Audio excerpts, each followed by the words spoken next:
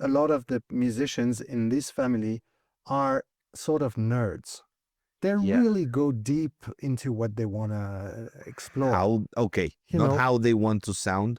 yeah, What they have comes behind? like think of a band, I don't know, like Meshuggah, for example. Yes. But they really go deep into their experimentations. So far that they've gone, there's in their style, Is it? they're ahead of the game. And Okay. these are people who choose a path and they really explore it. Like they really spend time. Yes. A lot of the metal musicians don't have the opportunity to be, so professional. And a lot of the metal bands, people have other jobs or stuff like that, and they have to do it in their spare time. But they're really dedicated to it. There's a dedication to the musicians. Este podcast está patrocinado por Montelobos Mezcal. Jazz en las rocas. El jazz no es para conocedores, es para quien lo quiere escuchar. Bienvenidos a un capítulo de Jazz en las Rocas con un personaje algo distinto a lo que estamos acostumbrados. Ahora veremos por qué. JC Maillard, multi-instrumentalist. I'm going to speak in English because even though you speak a lot of Spanish, we'd rather speak in English. Pero sí. Pero sí. Multi-instrumentalist, composer, and well-known musician that has worked all over and all over genres, all over the globe. That's true. I know you as a jazz musician, but I think you're more of a, probably you play more metal, probably more blues. Could you pinpoint a genre like being I'm a traveler. okay? I really love traveling, and I was in the early days of the world music movement. So everything that had to mix. I was living in Paris by then, and it started with the African bands. So everything that was mixing African influence with whether rock, jazz, or whatever, and we were going on tour. So or Indian music or flamenco or stuff. I was into these bands. Okay. So I've got my feet in to all of it. That's why I can't put a finger in your music. Can I offer some mezcal? You can. Thank you. I heard it's very good. It's a really good mezcal. I love. Mezcal is always good. It's, I love it. It smoothens the tongue. Helps with the... Helps saying tonterías, no? Exactly. Okay. And some sparkling water. Oh, those the mix. That's the mix, exactly. So, JC. Yes. How did it all started? How was it? I was born on a small island in the Caribbean. Okay. So I learned music with older men playing. I started piano lessons, classical piano, but I wanted to be a guitar player. And my first electric guitar I got when I was like 12. And I started playing at church with older people from the island. Okay. We were playing local music, and then we were also sometimes rehearsing. I learned my first Miles Davis tunes back then. Okay, so you started with jazz around the beginning. I started with the island music. Okay. And I was listening to rock music. There was one program on TV every Saturday that I was not missing. Okay, that was the one. And I had some family that was traveling. The United States is not far. So they were going back and forth, bringing back records. I was listening to those records. So it was a very strange mix of Caribbean island music, heavy rock music, classical music, and jazz. Okay. It's always there. The jazz is always there. Yeah.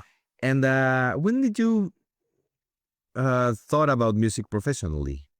Was it from the very beginning? I think it was from the very beginning. I never asked myself, is it something you can make a living out of? I was just excited to play music. Something, just a vibration of music is like healing for me, good for my spirit, good for the people that I share the music with. It's a sharing experience. Mm-hmm. It's a connecting experience. And I was all into the connection from a very young age. So that explains a lot. I never thought that, I never thought twice about it. That was obvious to me. Okay. It clicked. It was like, yes, it was natural. and Yeah, organic. just to pull something that you feel like I'm super excited doing, and you keep thinking about it every day. You wake up, you think about music. Still, Yeah, still. that's Oh amazing. yeah, yeah. That's a gift. Sometimes it wakes me up in the middle of the night, and I can't sleep. Not And even in the morning. Okay. yeah, because you like what would it be if I experiment with this and I try to mix this with this and I try and it never stops. How do you approach a project? I want to be like talking in general. We'll narrow it down later. But let's say for JC Maillard. Sorry, my French. Perfect. It slips. It's all good. English and French. I know it's different, but if we can say which could be the way in which you approach a new project, a new composition, a new idea. Is it straight to the instruments? It gets into your mind for a while. It wakes you up in the middle of the night and you have to put it down. How does it happen? How does it work? For a project to be different from what you've been doing before, you have to think of it differently. So you have to have a different approach. If you Okay. really want it to be different. If you always do things the same way, they're going to sound the same in the end. Interesting. Yeah. It's kind It's- of the rule. So you have It's to not like a machine. no, It's- you have to make a particular path for a particular project. You have to give yourself a boundary and a particular framework so that you have to make decisions early enough so that the project, and you have to stick to them so that the project really leads you somewhere. Because there's always a way to go deeper, even if in something that feels like a very narrow framework. Mhm. But there's always a way to go deeper, and this is the way you want to go. You want to go deeper. You don't want to go all directions. You want to go deeper into one direction. If you For a project or for your whole career? for a project, Okay. The deeper you can get, and then your career is the sum of these different projects. where right. you got as deep as possible Yeah. in each one. And how I think I can relate, but I don't feel it because I don't compose music. How does that sum up with the years? And now you have all these different projects. Are you the same person that this 12-year-old with the electric guitar with more experience?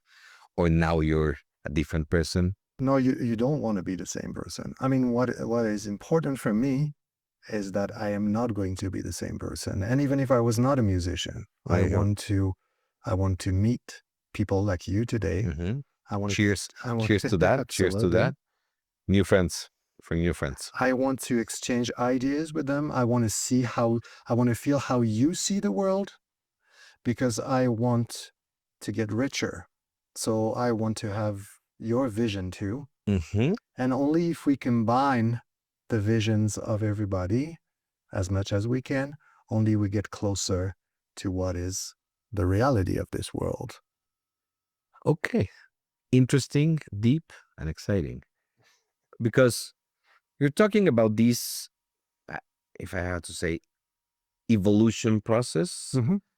a very organical and natural evolution process of Yeah. a person throughout the life, living life, learning from life, Yeah. becoming new within this new life. But it's not a harsh change, as I'm understanding. It's like you're trying to be a different person on each project for it to Well, sound different. You are you at the moment you're going to create, you happen to be a different person because you've been growing. Well, the more you look at yourself, the more you identify your process, your usual process, the way you think about things and the directions that you always take. And of course, it takes a lot of effort to go out of your natural way, the way you are, your brain is wired. It takes a lot of effort, and it's a lot of suffering and sometimes a lot of work. But there's so much to gain from this. Like, even science says it. Your brain is lying to you constantly all the time. It makes you understand and see what you want to understand and what you want to see. So you really need to connect with people and have their version of what their reality is to make up a wider reality for yourself. Okay. That's an artist talking. That's what we're talking so about, good. right? Of course. That sounds so interesting, so truthful. And I don't think a lot of people live their life like that. And I think it's enriching. I think the least you can get from a life live like that, it's a bunch of incredible personal experiences. Well, and this is why you want to connect as many people. So this is why you're not going to be against immigration, for example. Let's go. Okay. We don't have to go political, but we can, but we don't have to. The people that come into your life, into your neighborhood, they have their own vision of the world. This vision has just as much value as yours. And if you talk to them, you're going to see the world differently. Yes, that's not a common thought because most societies are exclusive. If you're not like I am, you're different. I don't want to. I want you out. I want you on a different level, side, whatever. You're talking about actual inclusiveness. Oh, you're different? Then come near. I want to learn. Yeah. I want to connect with, not transform, just connect. Yeah. Show me your differences. Yeah. That's a very interesting point, JC. I think that could make a better world. Not just better music, not just better art. That could make a better world. But in music, this has been my path all the time. So there's so much to learn from every different musical vision. It's so rich in the end. It never stops, really. It really never. So it's like a continuous fountain of inspiration or projects. Yeah. Very intelligent. Well, because there will always be other people. There will always be new points of view. And if you happen to, that's your process. You happen to extract from them. Think of it that never way. Ending. If the reality is one big mirror, you throw it on the ground, it breaks into pieces. Every human on this earth gets to get a piece. Okay. So only when you put all the pieces together, you get the full picture of reality. Nice. Love it. And okay. Very interesting. Thank you for that. The mezcal helps, though. The mezcal helps. Cheers again for that. Yeah, it encourages great thoughts. That would be a good slogan, in better words. Oh, drink mezcal. It encourages better talks. So musically, I think I now know where you come from and how you process the world. And why are you in so many genres? But when I was researching your files, you're deep into metal music. Why? From a very young age, there's something about the sound that, for me, it's an aesthetic. I don't believe so much maybe I should explain this. I would say I don't believe so much in styles, but there's different things in styles. There's the history of a particular music, and there's also an aesthetic of sound. In rock music, I just loved from a very young age the aesthetic of sound. And when I recorded my first album, which was all about, there's no distorted guitar in my first album. It's actually a classical guitar. But the way you play it, I was doing once an interview after the release of my album, and the guy did know nothing about me, and he said, listening to the album, he said, it feels like there's a rock side to you. And I was like, you got it. It's a classical guitar with traditional drums from the island, but you feel that my aesthetic is to try to make people feel how a drum sounds like an electric guitar. It sounds with a lot of overtones. There's a push to it. There's a distortion to it. There's like a raw sound to it that I wanted people to feel. And that's when I did my second album. I really put the electric guitars in there, again, to reinforce that idea for people to listen to the picture and see that music bears the same origin and the same discourse, this as rock music does. So I think for me, they just go so well together. But okay, and yes, I get it. Again, an interesting idea, but you're talking about the aesthetic of metal music. Yeah, and I think I'm understanding. Of course, there is an aesthetic, special, interesting. What composes that aesthetic? the aesthetic is the type of sound that these people are going to go to, but also there's something deeper to that. Their path. A lot of the musicians in this family are sort of nerds. They Yeah. really go deep into what they want to explore. How? Okay, You not know, how they want to sound. yeah, What they have what like comes behind? think of a band, I don't know, like Meshuggah, for example. Yes. But they really go deep into their experimentations so far that they've gone there's in their style, Mhm. they're ahead of the game. And Okay. these are people who choose a path and they really explore it. Like they really spend time. Yes. A lot of the metal musicians don't have the opportunity to be, so professional. And a lot of the metal bands, people have other jobs or stuff like that, and they have to do it in their spare time. But they're really dedicated to it. There's a dedication to the musicians. And that really transcribes into the results of the music. They're really dedicated to achieve something with the music. They're really, really amazing experiments with all the metal genres.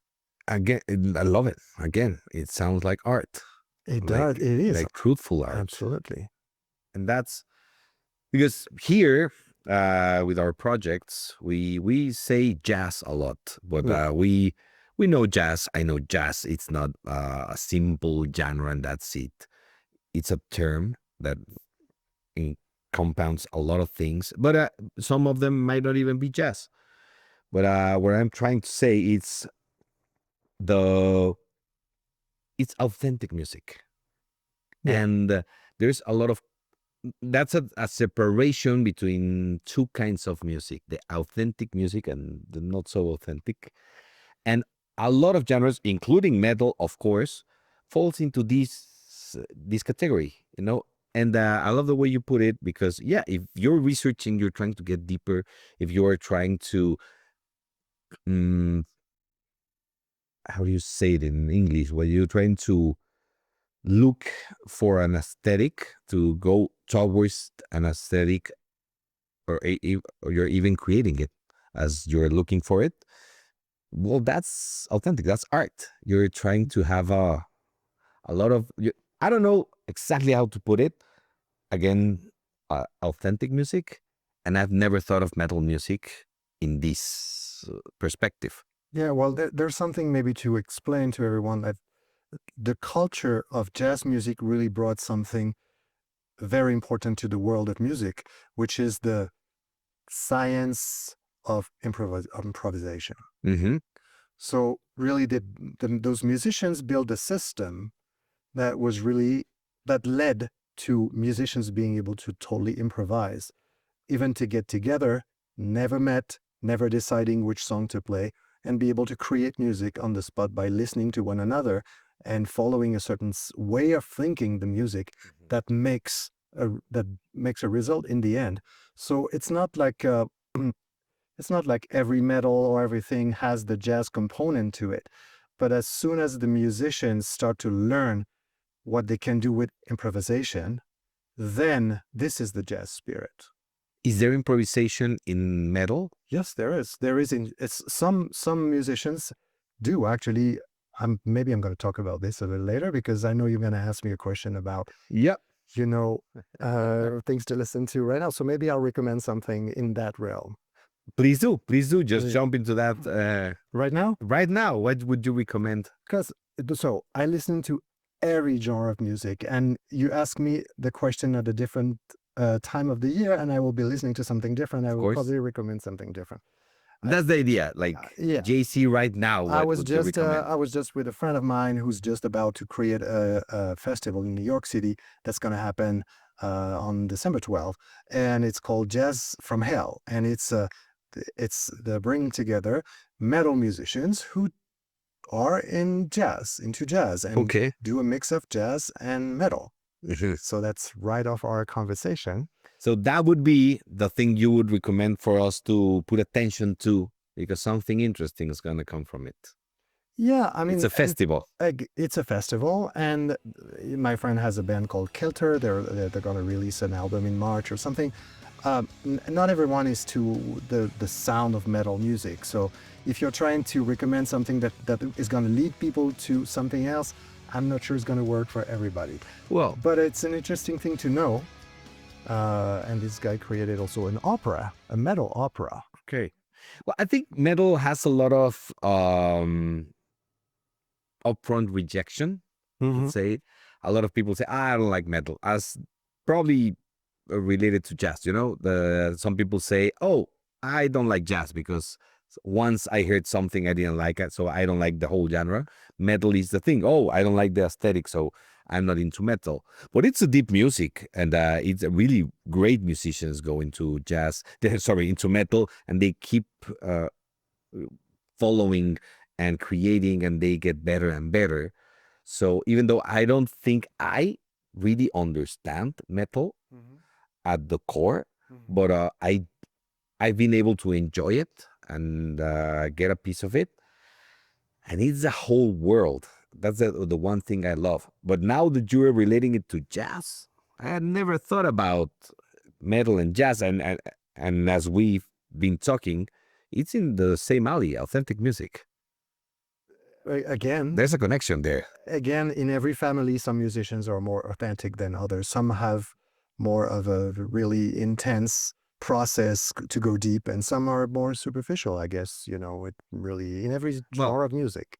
Depends on the musician. Yeah. Okay, so you talked about this thing we should really listen to, and that's Jazz from Hell. One of the things. We have to listen to a lot of things. Yeah. But that's a good recommendation, because if not, how would a guy from Mexico City will learn about those things? So this is what I enjoyed about the talks.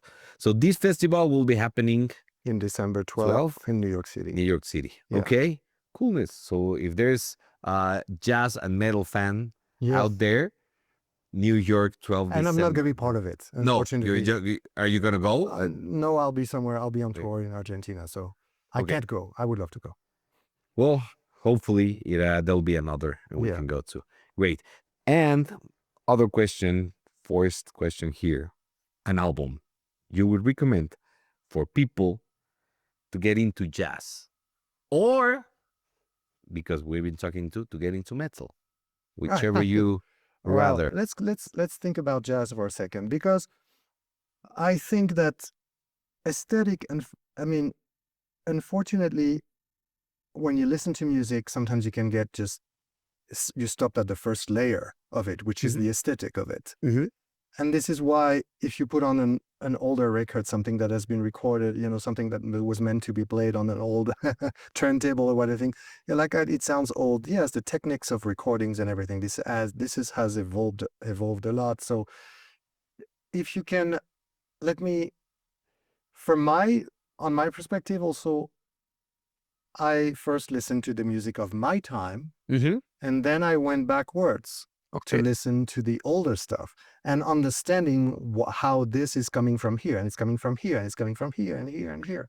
So I would recommend, for example, to listen to I don't know, some of the, like I did. So when I was at my age, I heard the first let's say Black Market from Weather Report, Okay. and it got me to listen back to all the stuff. If you ask me one of my favorite, it's probably Wayne Shorter's Atlantis.